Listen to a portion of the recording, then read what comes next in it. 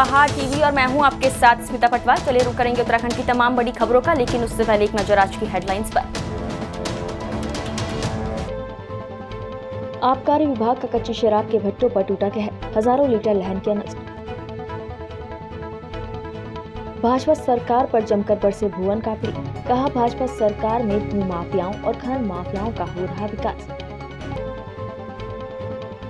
Munsiyari police ने बरामद किया विस्फोटक पदार्थ, सड़क निर्माण करने वाली कंपनी के विरुद्ध किया मुकदमा पंजीकृत। उपनेता प्रतिपक्ष भुवन कापड़ी ने प्रदेश की भाजपा सरकार पर तीखा प्रहार करते हुए कहा कि भाजपा सरकार में सिर्फ भू माफियाओं और खनन माफियाओं का ही विकास हो रहा है और नियमों मानक को ताक पर रखकर सरकार चंद चहेते लोगों को लाभ देने के लिए सस्ती कीमतों पर ही जमीन बेचकर बंदरबाट कर रही है। भुवन कापड़ी ने रुद्रपुर सिटी क्लब में पत्रकार वार्ता के दौरान सरकार पर निशाना साधते हुए कहा कि जहां सरकार को प्रदेश के बंद होते उद्योगों के प्रति कोई चिंता नहीं है, वहीं सिडकुल में लगे कई बड़े उद्योग घराने यहाँ से सुविधाओं के अभाव में शिफ्ट हो गए हैं, लेकिन सरकार को इस बात की कोई चिंता नहीं है, जबकि केंद्र सरकार मेक इन इंडिया जैसे सिर्फ नारे देकर जनता को भ्रमित करने का प्रयास कर रही है।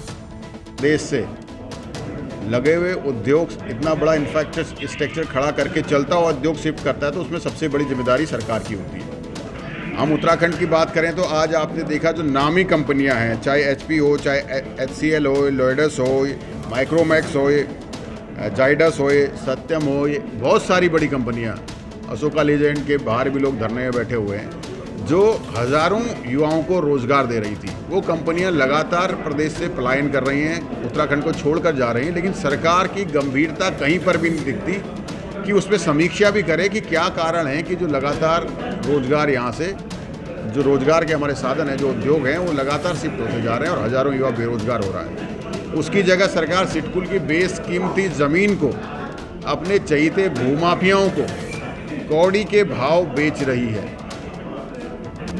जो जिस ज़मीन की कीमत 60,000 रुपये स्क्वायर मीटर उसके सामने ही ओमेक्स वगैरह में है, उसे 13,401 रुपये में अपने चहीतों को दे रही है। तो आप समझ सकते हैं कि कहाँ तो वहाँ skill India, startup India, digital India, vocal for local जो नारे हैं, इनके तहत युवाओं के लिए रोज़गार के अवसर खड़े करने चाहिए थे, इंफ्रास्ट्रक्चर खड़ा करना चाहिए था, उस ज़मीन को बेच दिया।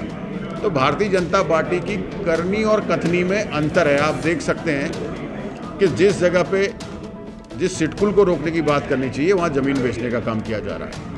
नैनीताल हाईकोर्ट को हल्द्वानी शिफ्ट करने को लेकर बीजेपी और कांग्रेस में तलवार खींच गई है, जहां विपक्ष इस फैसले से नाखुश दिखाई दे रहा है और सरकार पर काशीपुर की जनता को बरगलाने का आरोप लगा रहे हैं, तो वहीं पक्ष अब हाईकोर्ट हल्द्वानी शिफ्ट करने की वकालत करने लगा है। नैनीताल के कुछ वकील भी हाईकोर्ट को शिफ्ट करना नहीं चाहते थे, जबकि हल्द्वानी के वकील हाईकोर्ट कुमाऊं के प्रवेश द्वार में शिफ्ट करने के लिए जोर लगा रहे थे। बुधवार को हुई कैबिनेट मीटिंग में रायशुमारी में करीब 80% सुझाव हाईकोर्ट को हल्द्वानी शिफ्ट करने के पक्ष में थे, जिस पर अब सियासत गर्माती हुई दिखाई दे रही है।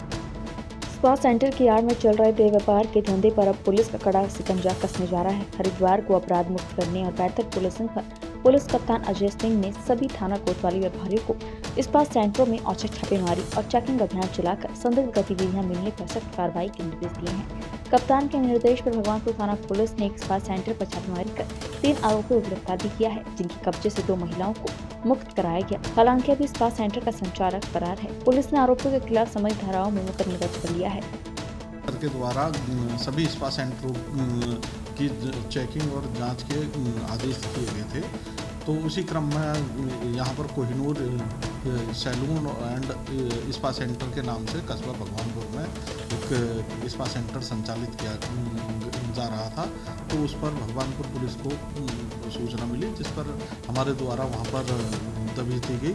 तो वहाँ पर स्पा सेंटर के नाम पर अनैतिक देह व्यापार का धंधा किया जा रहा था, जिसमें 3 लोगों को हमारे द्वारा हिरासत में लिया गया है और 2 महिलाओं को पीड़ित महिलाओं को वहाँ से रेस्क्यू किया गया है। और इसके अलावा जो स्पा सेंटर के संचालक और संचालिका है, दोनों के दोनों फरार हैं। सर, मानव तस्करी का भी मामला सामने आया है? हाँ, उसमें 2 महिलाएं हैं, उन महिलाओं से पूछताछ की गई तो उनके द्वारा बताया गया है कि उनके द्वारा जो है जबरदस्ती।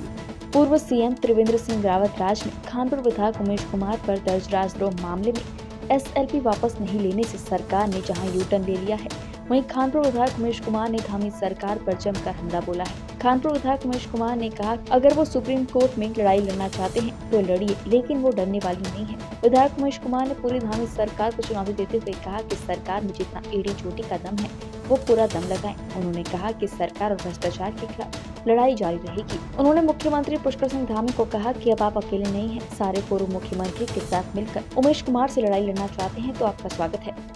पहले लोग कह रहे थे कि त्रिवेंद्र रावत जी को आईना दिखाने के लिए धामी जी ने ऐसा किया, अब लोग कह रहे हैं यू टर्न लिया। भाई वो भाजपा है, उनके आपसी निर्णय हैं, इंटरनल उनकी बातें हैं। मैंने उनका तब भी स्वागत किया था जब उन्होंने कहा था कि हम सरकार सुप्रीम कोर्ट से वाद वापस ले रही है। मैं उनका आज भी स्वागत करता हूं कि आप मुझसे लड़ाई लड़ना चाहते हैं राजद्रोह के मामले में, सुप्रीम कोर्ट लड़िए। मैं पूरी सरकार को चुनौती देता हूं धामी जी की कि आप में जितना दम है अपनी एडी चोटी का दम लगाइएगा, हम भी देखेंगे सुप्रीम कोर्ट में आप कहां तक हमारे साथ लड़ाई लड़ते हैं। तो आपकी जो लड़ाई है वो जारी रहेगी? लड़ाई जारी रहेगी, सरकार के खिलाफ लड़ाई जारी रहेगी, भ्रष्टाचार के खिलाफ लड़ाई जारी रहेगी। मैं तो कहता हूं धामी जी को कि आप अकेले नहीं हैं, अब आपके साथ त्रिवेंद्र जी भी हैं, निशंक जी भी हैं, हरीश रावत जी भी हैं। आप सारे पूर्व मुख्यमंत्री मिलकर आप मुझसे भ्रष्टाचार के खिलाफ लड़ते व्यक्ति, अंतिम व्यक्ति के साथ लड़ाई लड़ना चाहते हैं, आप लड़िए, आपका स्वागत है।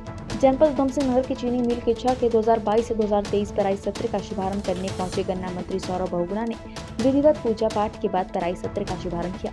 विधिवत पूजा पाठ के उपरांत कैबिनेट मंत्री सौरभ बहुगुणा ने गन्ना लेकर पहुंचे बैलगाड़ी चालक को फूल माला और शॉल उड़ाकर सम्मानित किया। कैबिनेट मंत्री सौरभ बहुगुणा, विधायक तिलक राज बेहड़ और पूर्व विधायक राजेश शुक्ला ने संयुक्त रूप से चीनी मिल की कन्वेयर बेल्ट का बटन दबाकर मिल शुरू की। कैबिनेट मंत्री सौरभ बहुगुणा ने कहा कि हमारी सरकार चीनी मिल और गन्ना किसानों की समस्याओं को लेकर काफी चिंतित है।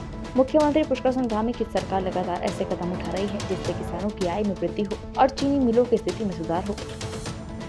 मैं बधाई देता हूँ कि चीनी मिल के सभी समस्त किसान भाइयों का जो इससे जुड़े हुए हैं कि आज हमने पेराई सत्र शुरू किया है। समय पे पेराई सत्र शुरू हुआ है। चीनी मिल की जो स्थितियाँ हैं वो पिछली बार से कहीं ज़्यादा सुधार के हमने पेराई सत्र की शुरुआत करी है। सारी मिल का ट्रायल रन करा हुआ है। जितनी बार पिछली बार प्रॉब्लम रही थी, जो बॉयलर की दीवार गिरी थी, उस पर भी हमने विशेष फोकस दिया है। उम्मीद यही है कि इस बार किसानों को सुविधा भी मिलेगी, चाहे वो हमारा किसान भवन, पहली बार इच्छा मिल के अंदर एक किसान भवन हमने स्थापित कराया है। लोगों के विश्राम करने के लिए शौचालय की व्यवस्था दी है, स्वच्छ पानी की व्यवस्था दी है, पंचर रिपेयर की व्यवस्था दी है और उसी के साथ साथ पूरी मिल को सुदृढ़ रूप से चलाने के लिए हमने बहुत बड़ी मेहनत करी है। सारे अधिकारियों को धन्यवाद करूंगा। उम्मीद करूंगा ये पेराई सत्र अच्छा रहेगा, शुभ रहेगा किसानों के लिए और जो हमारे ब्रेकडाउन हैं वो कम रहेंगे, रिकवरी बेटर होगी और सरकार का नुकसान भी कम होगा। गन्ना किसानों की जो सबसे बड़ी मांग है कि अपने रेटों की बात है, उस पर आपका क्या कहना है? उत्तराखंड की एक प्रथा हमेशा चली है कि गन्ना किसानों का पेमेंट यूपी के किसान को, जब यूपी में पेमेंट आता है तब उसको जब डिक्लेयर होता है रेट, उसके बाद उत्तराखंड सरकार उस पर फैसला लेती है। तो अब यूपी के रेट का इंतजार कर रहे हैं, जो भी उनका रेट आएगा उसके बाद उत्तराखंड सरकार अपना फैसला लेगी। उत्तराखंड की तमाम बड़ी खबरों में फिलहाल इतना ही। बाकी खबरों के लिए देखते रहिए पहाड़ टीवी। नमस्कार।